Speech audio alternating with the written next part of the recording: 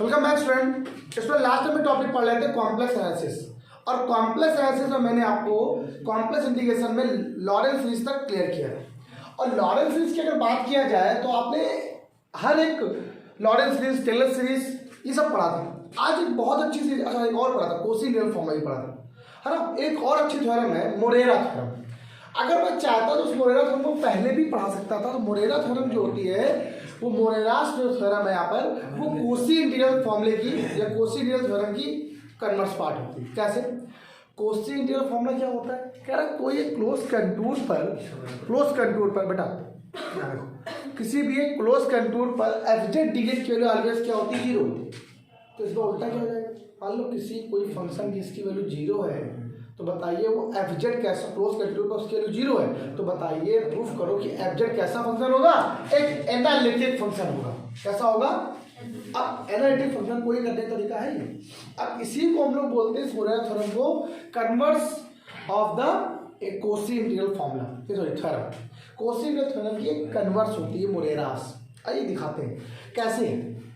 मान लिया close contour है यहाँ पर और क्लोज कंटूर सी पर दो पॉइंट है जेड डॉट और जेड, ठीक। आप समझ लो कि ये लाइन अगर ले जाए तो कुछ ले आएगा, ये मेन इंपॉर्टेंट। अगर ये बताइए कि मान लो एक कर्व ये जा रहा है जेड नॉट से जेड, मान लो C1 है, क्या है बेटा? C1। एक दूसरा जा रहा है C2, एक और जा रहा है C3, एक और जा रहा है C4। बताइए कोई प्रॉब्लम तो नहीं? C1 C2 से सब बहुत सारे कर्व जा रहे हैं। ये बात आपको पता है, क्लोज कंटूर की बात कर रहे हैं यहाँ पर। अब अगर मैं आपसे ये कह दूँ क्लोज कंटूर की बात कर रहा है तो यहाँ पर एक ये है क्या? आपको पहले से ही मालूम है कि एफजेड डीजेड की वैल्यू कितनी होती है? जीरो। हम क्या जानते हैं? ये आपको गिवन है, वी नो दैट। हमें पता है किसी भी close contour f z d z close curve पर उसकी वैल्यू कितनी? जीरो दी गई है। अब ये कैसे जीरो जीरो दिखाते हैं? अब यहाँ से जा रहा है जेड नॉट से जेड को जा रहा है, इसका मतलब इसको भी लिख सकते हैं। मान लो एक पॉइंट ये ले लिया, मतलब ए पहले सिंपल वाले इसके लिए लिखते हैं, एक छोटा लिख लिया। पहले देखो ये गया, फिर देखो यहाँ से इधर आ गया, आएगी नहीं? पहले वो देखो इधर गया, मान लो ये पॉइंट है, पहले वो यहाँ से गया C1 और घूम के पूरा क्लोज का वैसे बनाएगा।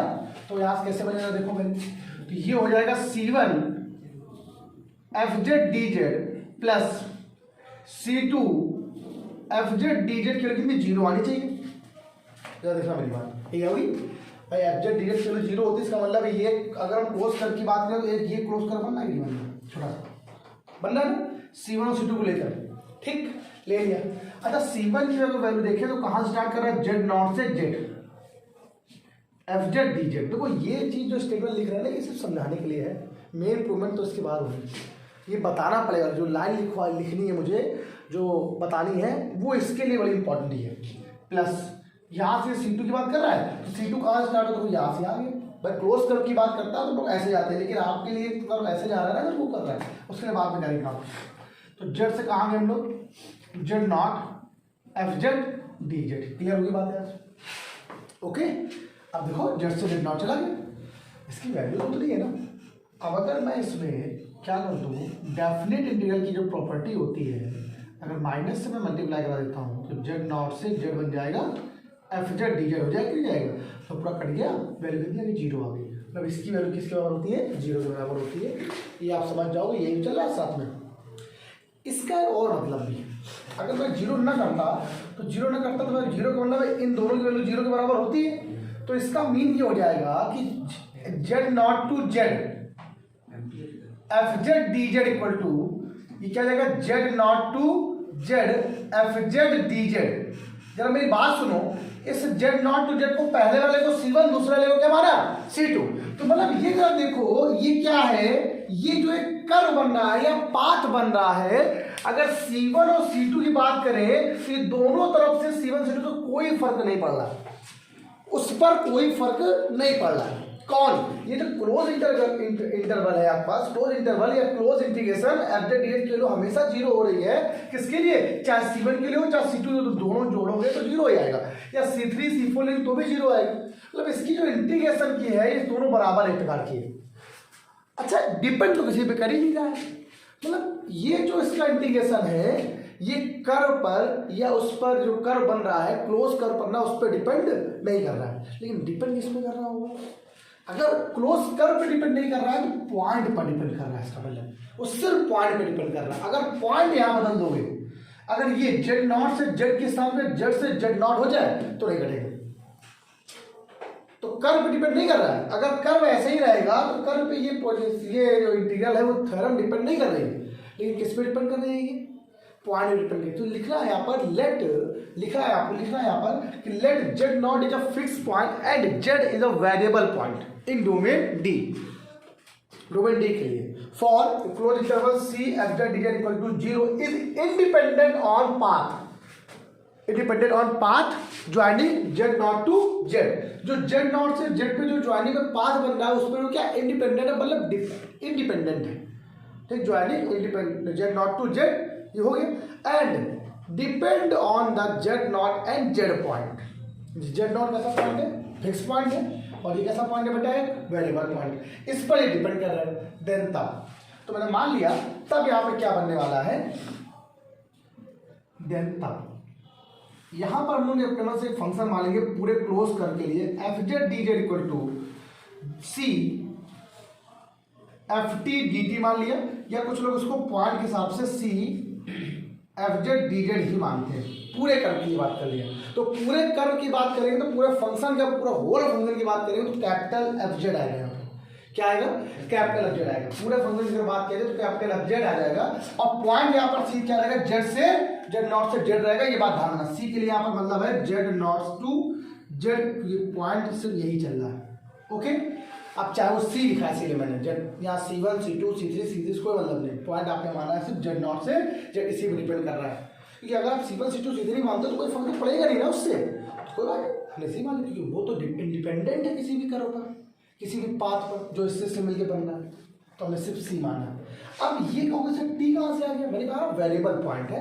इंडिपेंडेंट की प्रॉपर्टी से आप एफ टी डी टी को एफ जेड डी में कन्वर्ट कर सकते हो, कोई फर्क नहीं पड़ेगा। तो ये पूरा होल फंक्शन ये बन गया। फंक्शन क्या बन गया? बस ये बन गया। अब आपको प्रूफ करना है, क्या करना है? Then f z analytic function D. अब यहीं से बातों को समझो। अब फंक्शन ये क्या है? एनालिटिक प्रूफ करना है। टू प्रूव, ये क्या करना है? टू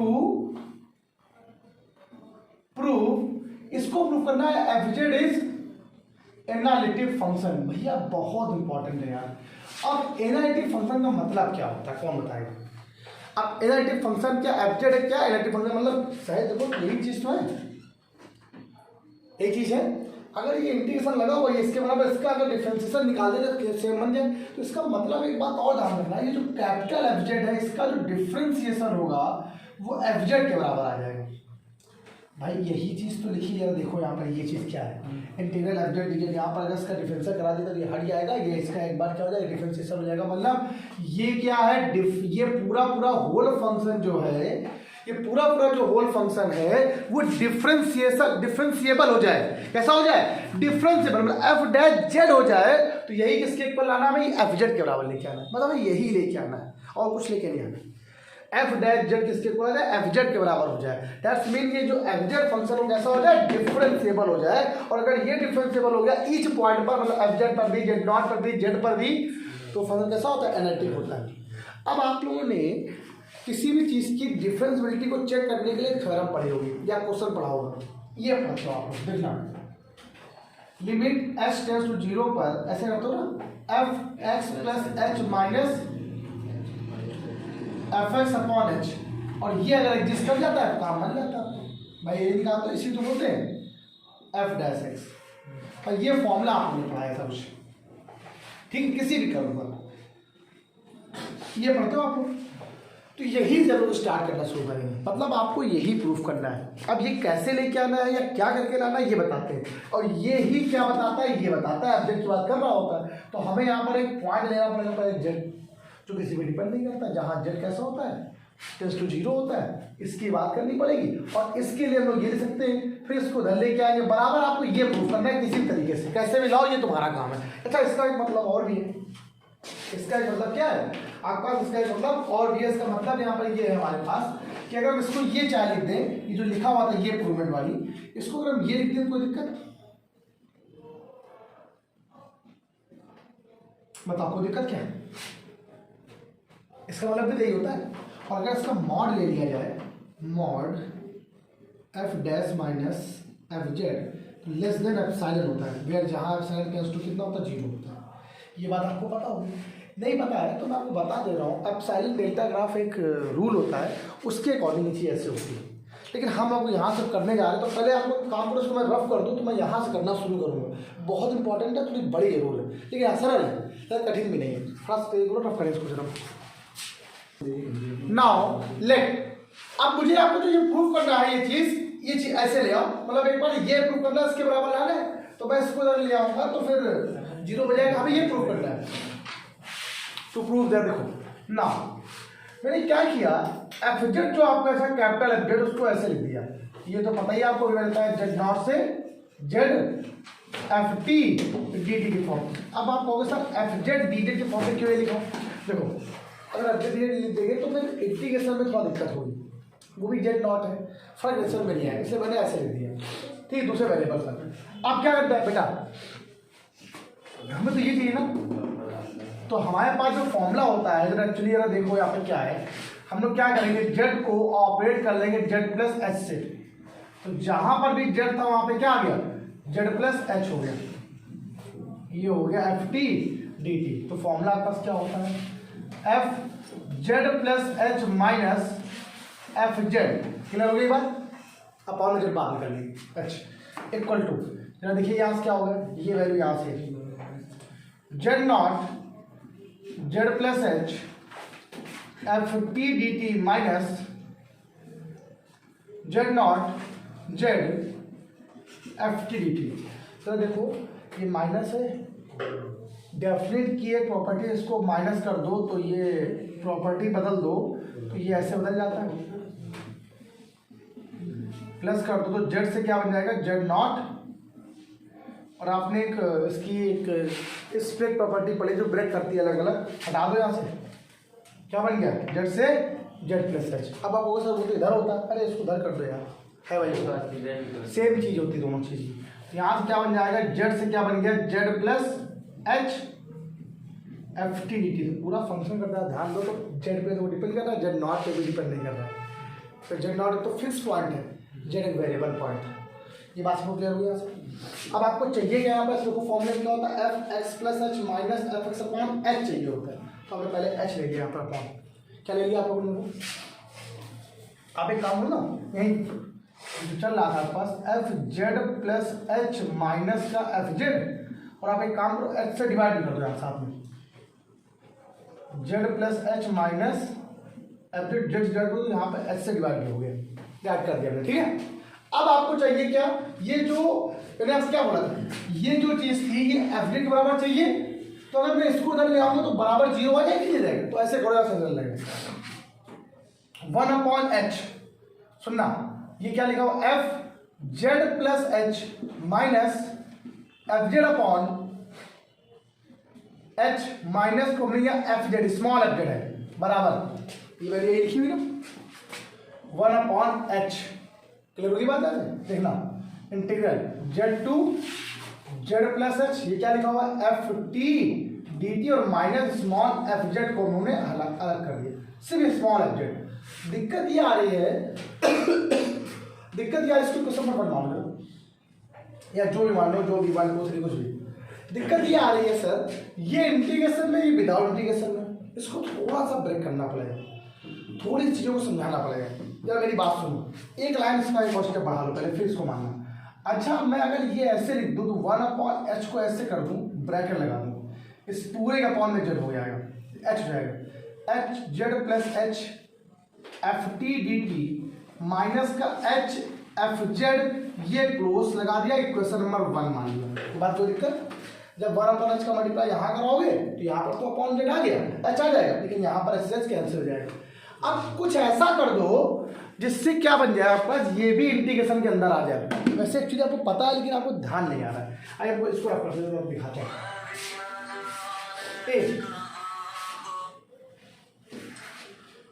अच्छा सुनो मेरा, ये थोड़ी सी बातें जरा यहाँ पे समझो। हमने क्या किया, एच एफ जेड को हमने ये मान लिया। अब आपको सर ये आप कैसे मालूम चलिए, ठीक है, ये आप कैसे मालूम चलिए, यहाँ ये मानेंगे। हम क्या करने वाले हैं, इसको जेड से Z plus h f t d T मानने वाले हैं। क्या मानने वाले हैं, एफ टी डी टी या एफ जेड डी जेड मानने वाले। चलो एफ जेड मान लिया, डी टी कोई फर्क नहीं पड़ता है, वो तो एक अलग बात, तो इसी के फॉर्म में चाहिए, डी टी के फॉर्म में, तो फंक्शन तो वही रहेगा। क्यों, जरा यही सेम बराबर आ जाएगा, देखना। अच्छा एफ जेड तो कॉन्स्टेंट है, बाहर है, बचेगा कितना आपके पास, 1 डी टी, लिमिट क्या है जेड से, जरा ध्यान रखिए डी टी कहीं भी है तो डी टी का मतलब आप समझ जाना, इसका मतलब एच होता है।